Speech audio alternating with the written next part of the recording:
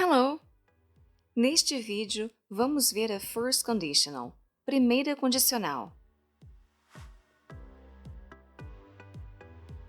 A primeira condicional é usada para falarmos de situações reais com possíveis resultados no futuro. Let's see some examples. Vamos ver alguns exemplos. If I go to the mall, I'll buy some new clothes. Se eu for ao shopping, vou comprar algumas roupas novas. A situação é: se eu for ao shopping, esta é a condição. O que poderá acontecer? Eu vou comprar algumas roupas novas. If he doesn't eat now, he'll be hungry before dinner. Se ele não comer agora, ele vai sentir fome antes do jantar. A situação é: se ele não comer agora, e o possível resultado no futuro? Ele sentir fome antes do jantar. Na primeira condicional, a situação é geralmente apresentada com if, que significa se, e o presente simples.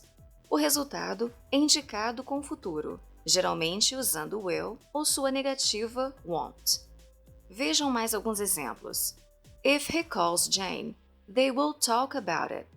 Se ele ligar para Jane, eles vão conversar sobre isso. If he doesn't call Jane, they won't talk about it. Se ele não ligar para Jane, eles não vão conversar sobre isso. Essa ordem pode ser invertida. Podemos começar a frase com a situação seguida pelo resultado, ou o contrário. Podemos começar com o resultado e depois falando da situação. Mas o importante é se lembrar do seguinte: quando falamos da situação, temos que usar if seguido do presente simples. O resultado vai estar no futuro, não importa se ele venha no meio ou no início da frase. Vejam os exemplos. If she travels, she will take a bus.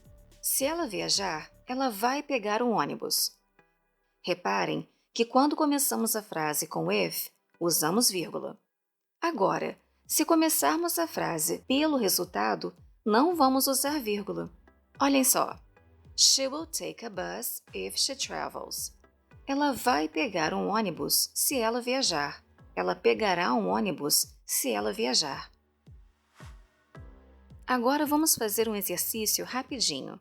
Deem uma pausa e analisem estas frases. Vejam se elas estão corretas ou incorretas. Caso elas estejam erradas, corrijam as mesmas. Conferindo. A primeira frase está correta. A situação é apresentada com if, seguido do presente simples, e o resultado no futuro com will.